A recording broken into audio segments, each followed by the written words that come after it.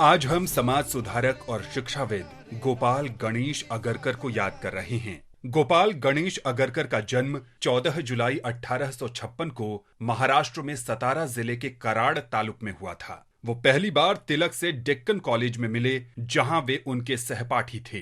तिलक अगरकर की जोड़ी ने शिक्षा और सामाजिक सुधार को बढ़ावा देने और जनता के बीच देशभक्ति पैदा करने के लिए शैक्षणिक संस्थानों की श्रृंखला स्थापित की। वो लोकमान्य तिलक द्वारा स्थापित प्रमुख मराठी समाचार पत्र केसरी के पहले संपादक थे। गोपाल अगरकर का मानना था कि समाज सुधार की जरूरत अधिक तात्कालिक है, इसलिए उन्होंने अपना स्वयं का समाचार पत्र सुधारक शुरू किया, जिसमें उन्होंने अस्पृश्यता और जाति व्यवस्था के अन्याय के खिलाफ अभियान चलाया।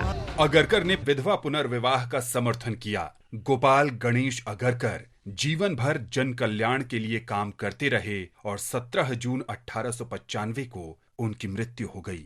इस महान राष्ट्रवादी को विनम्र श्रद्धांजलि। कांग्रेस कार्यकारिणी ने 14 जुलाई 1942 को भारत छोड़ो प्रस्ताव पारित किया था। क्रिप्स मिशन की विफलता के बाद गांधी जी ने ब्रिटिश शासन से भारत से स्वैच्छिक वापसी का आह्वान किया। 29 अप्रैल से 1 मई 1942 तक अखिल भारतीय कांग्रेस कार्यकारिणी के प्रस्ताव पर चर्चा करने के लिए इलाहाबाद में बैठक हुई। हालांकि गांधी जी बैठक से अनुपस्थित थे, लेकिन उनके कई बिंदुओं को प्रस्ताव में स्वीकार किया गया। उनमें से सबसे महत्वपूर्ण अहिंसा के प्रति प्रतिबद्धता थी। 14 जुलाई 1942 को कांग्रेस कार्यकारिणी की बैठक वर्धा में हुई और गांधी जी को आगामी जन आंदोलन का प्रभार लेने के लिए अधिकृत किया गया। इस संकल्प को आम तौर पर भारत छोड़ो प्रस्ताव के रूप में जाना जाता है, जिसे अगस्त में बंबई में अखिल भारतीय कांग्रेस कार्यकारिणी की बैठक में अनुमोदित किया जाना था।